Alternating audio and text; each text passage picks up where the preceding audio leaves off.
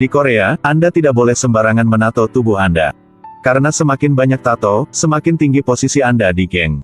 Paman gemuk dengan tato di punggungnya bernama Yang Dong-soo. Ketika dia masih muda dia seperti bidadari di bumi. Dia merobek sebuah zombie di Gunung Busan dengan tangan kosong. Jadi dia dipanggil oleh saudaranya di gangster dengan nama akrab, Divine Ma Dong-seok.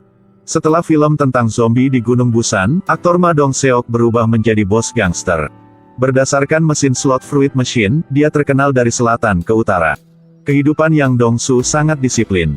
Setiap hari ketika dia berlatih di pagi hari, dia menabrak karung pasir berisi daging manusia. Tidak lebih dan tidak kurang dari 1 pukulan. Tetapi selalu 1000 pukulan. Karena kekuatan serangan normal dari pukulannya sendiri sudah keras. Lebih dari 1 pukulan akan menyebabkan orang di dalam karung pasir dipukuli sampai mati. Tidak masalah jika dia dengan ceroboh memukuli mereka sampai mati. Di malam hari, akan lebih mudah untuk menguburnya di halaman rumahnya. Hanya 1 kalimat, terlalu mengerikan. Jangan melihat wajah garang Yang Dong-soo. Dia sebenarnya orang yang sangat jujur. Ketika dia melihat hujan di luar, dia menyuruh bawahannya untuk beristirahat lebih awal. Dan dia menyetir sendiri dan pulang. Tak disangka, dalam perjalanan pulang, ada seorang sopir arogan yang berani mengikutinya.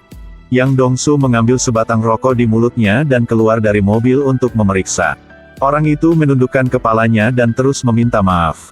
Yang Dong-soo memperhatikan bahwa pihak lain memiliki sikap yang tulus, jadi dia tidak menyalahkannya. Tapi tidak menyangka dia baru saja berbalik. Lawan mengambil pisau dan menusuknya dari belakang. Pisaunya menusuk tepat ke otot di depan dada Yang Dong-soo. Dia mengulurkan tangannya untuk menangkap pisau tajam itu. 1 pukulan menjatuhkan lawan. Penjahat itu melihat bahwa pertahanan dan serangan Yang Dong-soo sama-sama sangat tinggi. Jadi dia bersembunyi di mobil, menginjak pedal gas dan menabrak Yang Dong-soo. Menyebabkan dia ambruk di pinggir jalan dalam genangan darah. Asisten Yang Dong-soo juga sangat berpengetahuan. Setelah mengetahui bahwa bos mengalami kecelakaan, segera memimpin juniornya untuk membersihkan sarang musuh dengan darah. Namun setelah Yang Dong-soo terbangun di rumah sakit, dia mengatakan latar belakang orang yang menyebabkan kecelakaan tadi malam tidak sama dengan yang ada di geng. Dia menuliskan plat nomor musuh dan memberikannya kepada juniornya untuk segera diselidiki. Selanjutnya, berdasarkan ingatannya, dia menggambar potret berandalan. Petugas polisi Jung Tae-seok datang ke Yang Dong-soo untuk mengambil pernyataan. Tapi Yang Dong-soo tidak mengatakan apa-apa. Karena dia tahu bahwa polisi di depannya ini lebih ganas daripada dirinya sendiri. Jung Tae-seok adalah orang jahat di kantor polisi. Karena menyinggung pemimpin, dia sudah lama tidak dipromosikan. Hanya bisa menggertak beberapa preman lemah. Lihat saja penampilan tidak bermoral polisi ini. Dia tidak terlihat seperti polisi. Dan baru-baru ini, di kota, terjadi pembunuhan. Menarik perhatian Jung Tae-seok. Karena selama dia menyelesaikan kasusnya, dia akan mendapatkan promosi. Dan kasus Yang Dong-soo sangat mirip dengan kasus pembunuhan sebelumnya. Dia tahu sekilas bahwa ini adalah kasus pembunuhan berantai. Itu semua terjadi di malam hari, para korban semua dilacak sebelumnya. Dan meninggalkan noda cat mobil putih di KTP. Dan satu-satunya perbedaan adalah Yang Dong-soo masih hidup. Jadi dia pergi ke Yang Dong-soo untuk meminta kerjasama. Dan ini sesuai dengan pikiran Yang Dong-soo. Karena sejak dia ditikam oleh seorang preman, reputasi kelompoknya telah rusak parah. Pemegang saham utama sebelumnya semuanya menarik investasi mereka secara bergantian. Anda harus tahu bahwa hal terpenting bagi geng gangster adalah ketenaran. Tidak ada lagi ketenaran berarti Anda tidak akan dapat menghasilkan banyak uang. Yang Dong-soo berkata, saya memberikan modal dan usaha. Ditambah sumber daya di tangan kamu. 2 penjahat seperti kita pasti akan menangkap orang yang lebih buruk dari kita. Siapapun yang menangkapnya lebih dulu akan menyerahkannya kepada lawan untuk ditangani. Di permukaan, Jung Tae-seok menunjukkan persetujuan. Tetapi pada kenyataannya, dia ingin menggunakan Yang Dong-soo untuk membantunya dipromosikan. Dan Yang Dong-soo telah berada di geng gangster selama bertahun-tahun. Di matanya, orang yang paling tidak bisa diandalkan adalah polisi. Jadi dia menggunakan kamera pengintai untuk merekam percakapan antara mereka berdua. Gangster dan polisi tidak bisa bekerja sama. Bagaimanapun, itu hanya sebuah transaksi. Dan sekarang, transaksi di antara mereka secara resmi dimulai. Polisi dan gangster bekerja sama untuk menangkap iblis. Fak, itu benar-benar mengasyikkan. Apa minuman favorit Yang Dong-soo? Jenis anggur yang direndam oleh gigi depan masih berlumuran darah. Bos gangster Heo Sang-do hanya ingin merampok bisnis saja. Yang Dong-su dengan lembut menjambak rambut bawahan lawannya. Menggunakan tangannya untuk mencabut 2 gigi depannya. Selanjutnya, memasukkan 2 gigi depan bernoda darah ke dalam gelas minum. Dengan sopan mengisi gelas dengan anggur. Mungkin karena kesopanan. Bos gangster Heo Sang-do meminum seluruh gelas anggur. Sekarang kita bisa hidup bersama dengan damai. Dan tidak menyangka bos gangster yang begitu kuat. Di perjalanan pulang, diserang oleh seorang pembunuh. Yang Dong-su setelah ditikam sampai dirawat di rumah sakit, dia merasa sangat malu di depan semua orang.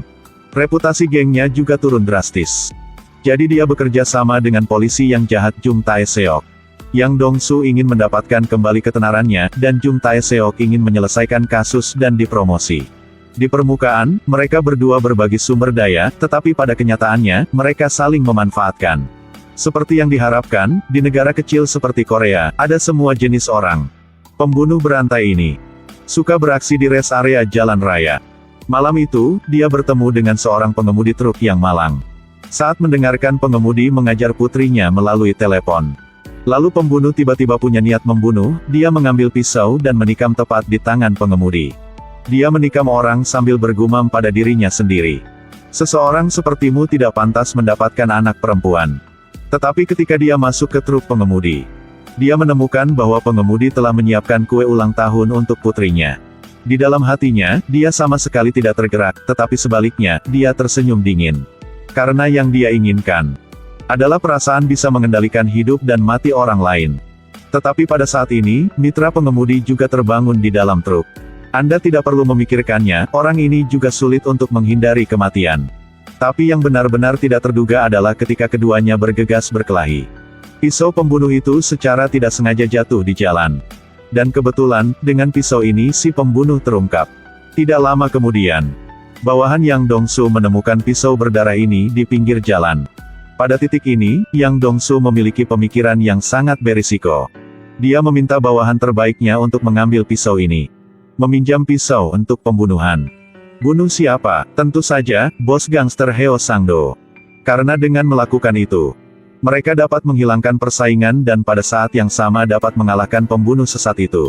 Dan si pembunuh Kang Kyung-ho melihat fitnahnya di televisi. Dalam hatinya, dia sangat tidak puas.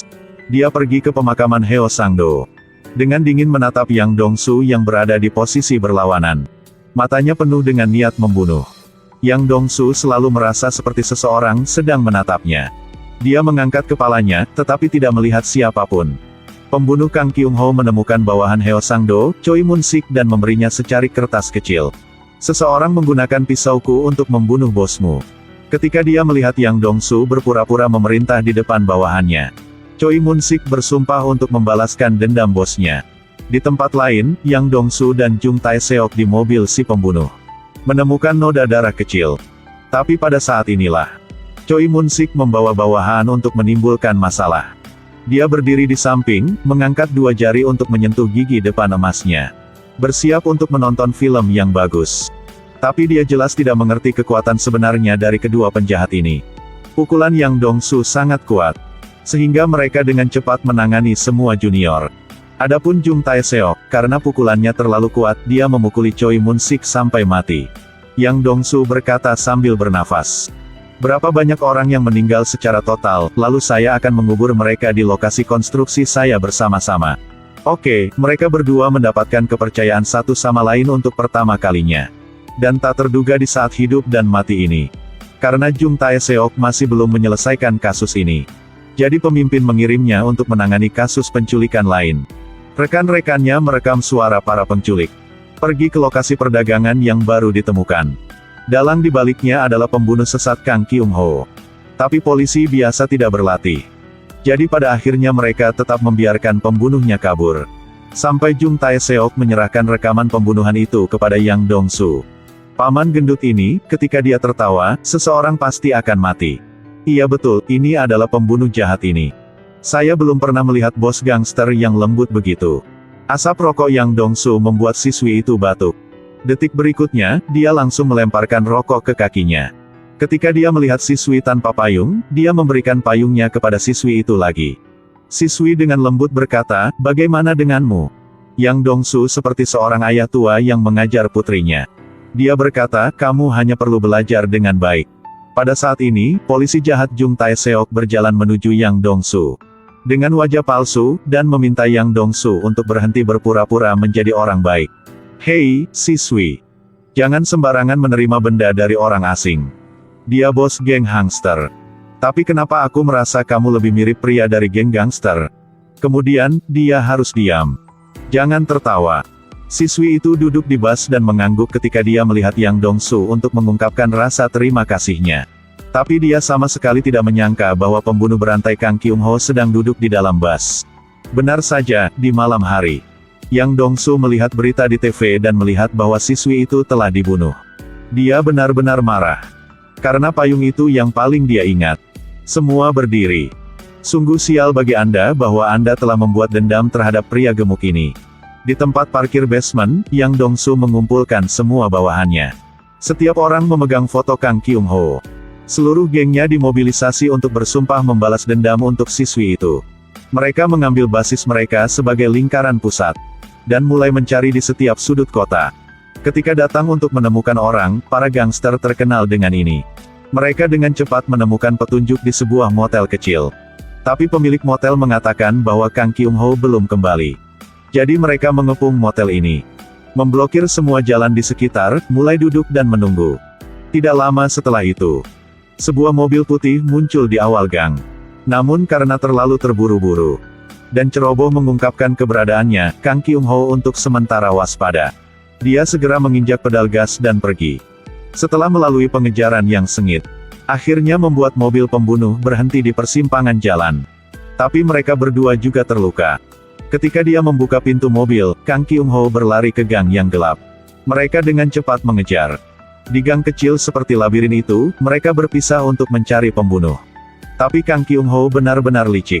Bawahan Yang Dongsu sayangnya diserang dari belakang oleh si pembunuh.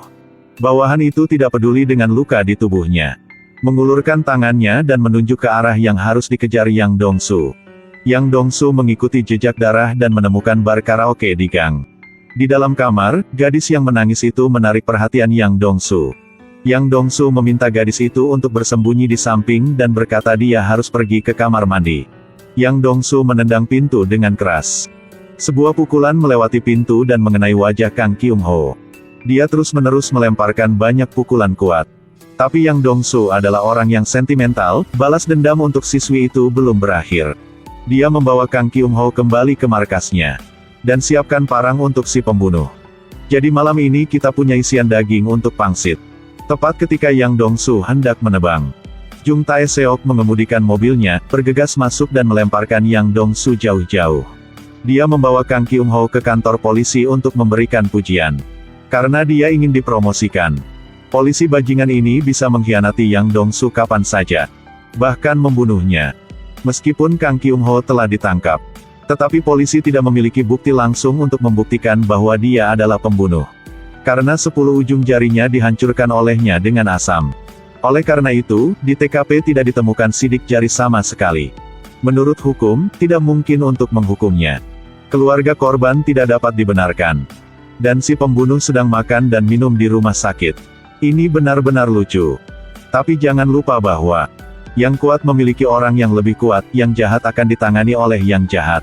Pada hari persidangan, Yang Dongsu muncul di pengadilan untuk bersaksi. Karena dia satu-satunya yang selamat di tangan seorang pembunuh berantai. Dia menunjuk langsung ke si pembunuh dan berkata, pada malam itu, orang yang berduel denganku adalah wajah ini.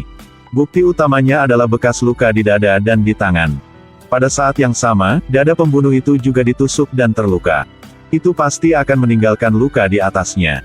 Ternyata sebelum sidang dimulai, setelah mengetahui semua bukti yang ada, tidak mungkin untuk menghukum Kang Kyung-ho. Jadi Jung Tae-seok menggunakan rekaman itu untuk membuktikan bahwa Yang Dongsu membunuh Heo Sang-do. Mengancam Yang Dongsu untuk pergi ke pengadilan sebagai saksi untuk mencela. Tidak ada cara lain, karena dia ingin menghukum pembunuh ini. Juga untuk membalaskan dendam bawaannya dan siswi itu. Yang Dongsu harus mengorbankan dirinya sendiri. Tapi dia memiliki permintaan yang sangat kuat. Bahwa dia harus berada di sel yang sama dengan Kang Kyung-ho. Yang Dongsu belum turun dari bus, para bawahan sudah berbaris dan menyapa. "Selamat siang, bos." Ketika melihat paman gendut di depannya, si pembunuh tidak bisa tertawa lagi. Dan Yang Dongsu terlihat seperti sedang merayakan Tet, sangat bersemangat dan bahagia. Akhirnya, Jung Tae-seok telah dipromosikan, masa depan terbuka. Tipe orang ini jahat dari dalam, jadi itu benar-benar jahat. Yang Dongsu menghukum pembunuh Kang Kyung-ho untuk membalaskan dendam siswi itu. Orang seperti ini menunjukkan kejahatan secara langsung di luar, jadi itu adalah kejahatan palsu. Dan kejahatan terbesar adalah pembunuh histeris. Karena hati manusia adalah kejahatan yang paling menakutkan.